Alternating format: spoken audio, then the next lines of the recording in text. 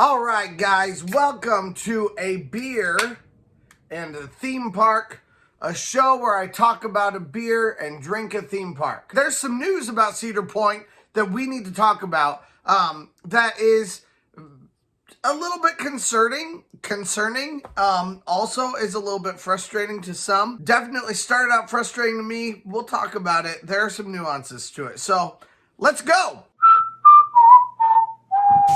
Now, this is actually a little bit older news, but not everybody has seen it yet. I'm usually not the first person on the brand newest news because I usually have other videos waiting in the wings to come out. But 2023 early entry has come out within about the last week.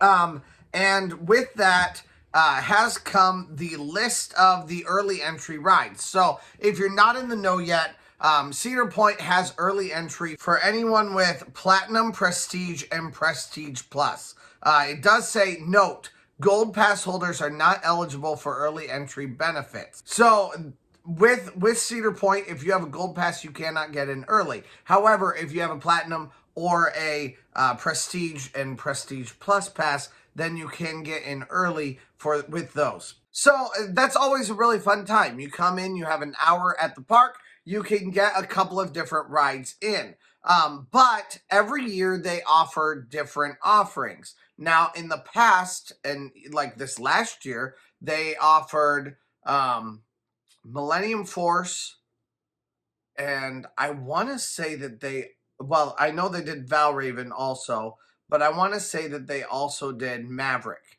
Now, that's a very spread out group of rides. You have kind of different sides of the park all around where you can go in for early entry.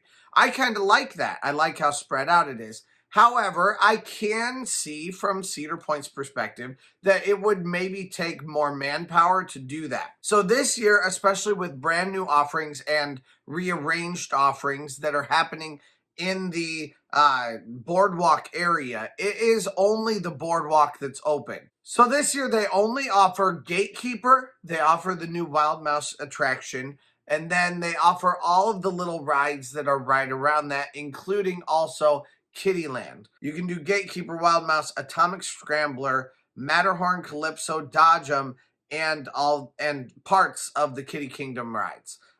So all of those are great. I mean, I'm not mad that there are some options there. It will give a more compact area. Okay, let's just talk about my initial perception of it. Initially, I was very upset with this, and it is a much, much smaller group of attractions than they've ever had before. In a way, I wonder how much good it's going to be to enter in early, because not only do you have very few attractions that are open, meaning that you're going to have larger crowds at the attractions that are open for that time, but they're also all in a very specific area, which means you're also not going to have people having to walk all the way to the back of the park, or walk, from Valraven to Millennium Force, because they're going to instead just be in one very specified area, which means probably you may not be able to do as much, although I don't know how many people usually show up for early park entry.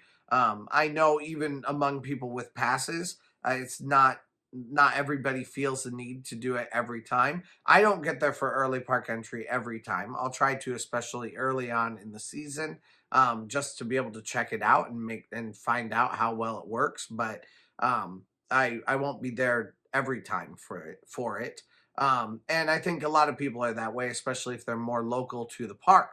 But there are people who have platinum passes that can go from park to park to park, and maybe Cedar Point is not their home park, and they'll be using that for their vacation to knock out a few things.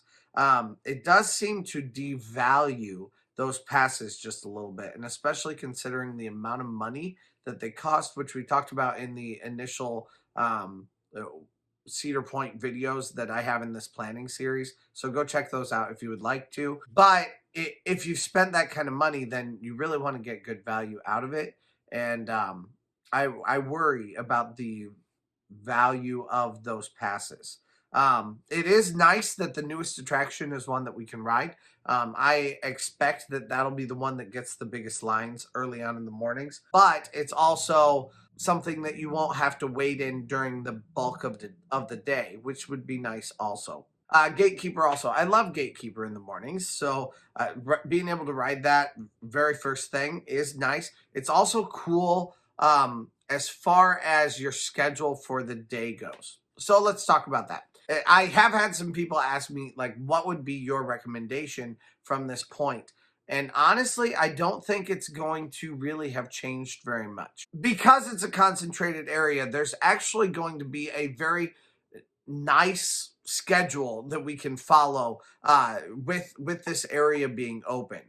So get down there, ride Gatekeeper or ride Wild Mouse, one or the other, and then go to the other one. I'm going to venture a guess of you walk into the park and you go straight to Gatekeeper. Let me explain why. Obviously, a lot of people are going to be going straight to Wild Mouse, and they're really going to want to ride that attraction. But that means that ride is going to be the one with a line hanging out of it right away, especially at the beginning of the year, because everyone will be wanting to try it. I don't know whether the consensus is going to be that it's a good ride or a bad ride. Who knows? But initially, regardless, it's going to be very popular just simply out of curiosity. Because of that, go to Gatekeeper, hit it before it gets large lines. Because if you hit Wild Mouse first, then you're going to just get a long line for Wild Mouse. And then you're going to get a long line again for Gatekeeper because you're just going to be following the path that everybody else is going to be taking. So instead of doing Wild Mouse first, which would make sense to me, it kind of seems like the most intuitive thing to do. Like, of course, you should go hit Wild Mouse because Wild Mouse is the new thing. It's the thing that has all the buzz about it, and everybody's going to want to be riding it. Okay, that means you're going to have a long line almost no matter what. So unless you are literally the first person or one of, the first 20 people coming into the park early on, don't go to Wild Mouse. Instead, just go straight to Gatekeeper, hit that, and you'll have a nice short line for that while people hang out at Wild Mouse. And then you're going to have to hit a longer line for Wild Mouse. Hopefully, by that point, it may have died down just a little bit anyway, though. So you're not going to have the people that were literally camping out outside of it before even early park entry. Because, again, if you're not that familiar with early park entry, let's say the park opens at 10 o'clock, early park entry is at 9 o'clock, and that means really usually they let people in at like 8:30. So if you're in the park at 8:30 to ride a ride starting at 9 o'clock, then people will kind of camp out right outside that ride in basically a line outside of the actual official queue. So because of that, then you can end up waiting in a long line, even if you're really early on, because you're just waiting for that ride to open. So instead of waiting for that, go outside of Gatekeeper, and I think that'll actually be a little bit of a better option for you. Of course, from that point on, then you can ride whatever you possibly can hit. Hit Calypso or Dodge 'em or one of those things. Definitely worthwhile to hit an extra ride if it's at all possible, or you can start walking to the back of the park. Now, in past years, I've always said go straight over to kind of the back middle, either on the left side where you're going to hit Millennium Force or on the right side where you're going to hit Magnum. Both of those rides don't get incredibly long lines right away.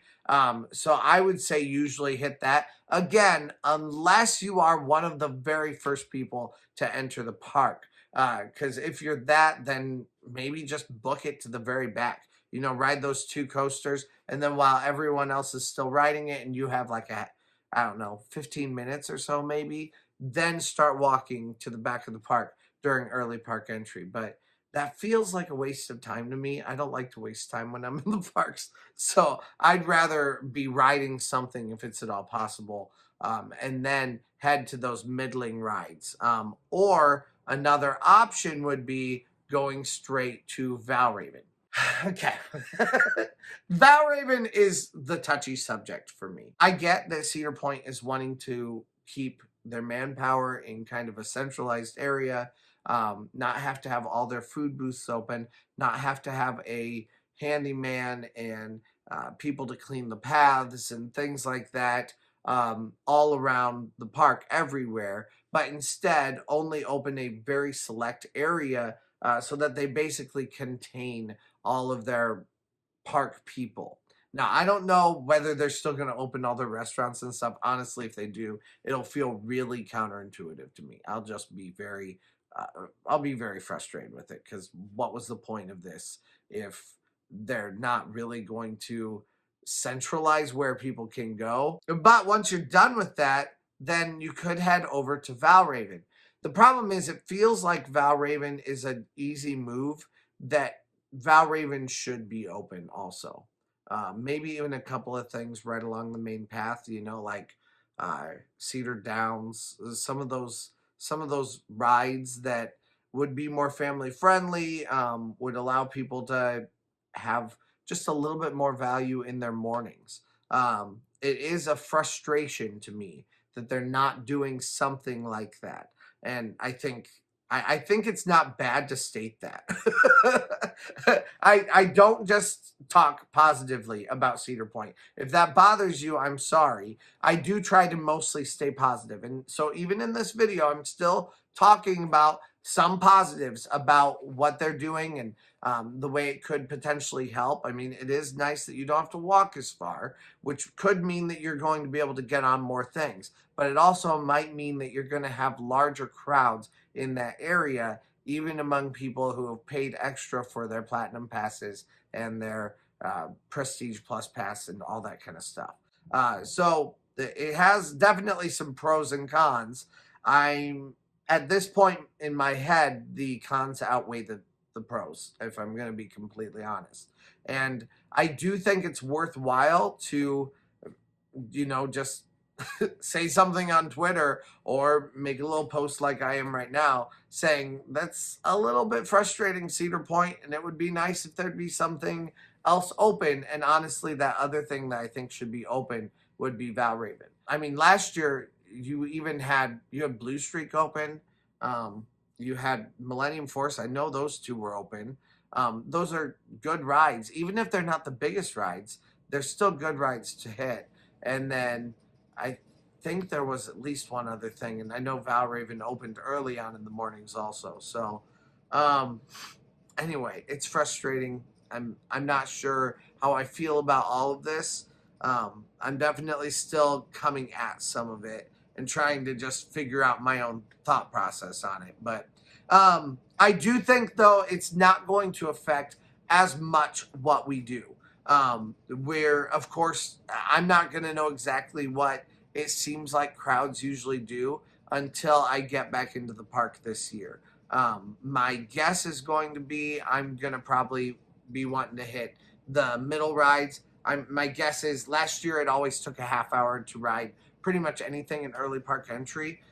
So if the same thing happens here and it takes me about a half hour from start to finish to get in line for Gatekeeper, ride the whole thing, and then it takes another half hour to get in line for Wild Mouse, ride the whole thing, then by the time I get off of Wild Mouse, my entire hour will be shot, and that will be when I need to start heading over to go to uh, Millennium Force or go over to Magnum to be able to get some more rides done with that.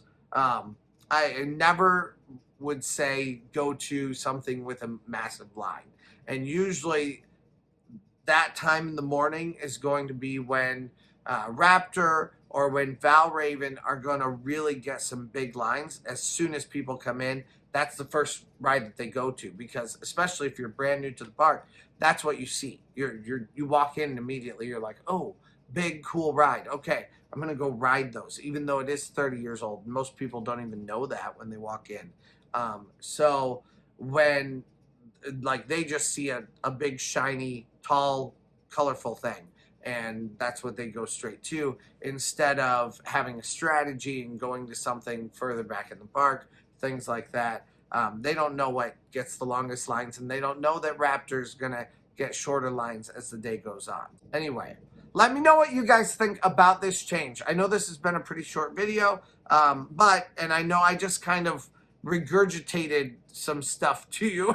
I just kind of threw up at you because there's frustration. There's also some things I understand about it. I'll usually understand what Cedar Point's doing, but the fact is Cedar Point is it's owned by Cedar Fair. It is a national company with Cedar Fair, and it is like I don't really have sympathy for it. I'm sorry you don't want to hire a few more people to work in more parts of the park to add value to your passes that you're giving to your people that they're paying a lot of money for. Like that's part of it, Cedar Point. You gotta be willing to add some value to those things, otherwise people will stop buying them.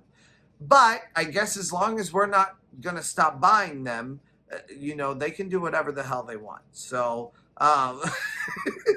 and I'm not gonna stop buying them. So I mean, glass houses. So I don't know that glass houses is the right thing, but whatever. It's late. Let me know what you guys think. I'd love to hear from you guys down in the comments one way or another, and tell me what you think about this change. Is it frustrating to you? Is it something that you expected? What do you think? So thank you guys so much for joining me today, and I hope you guys have a great night, and let's go! 2 more months. Not even 2 more months. It's like a 1 month and like, I don't know, 20 days, something like that. It's not that far, guys. I'm so excited.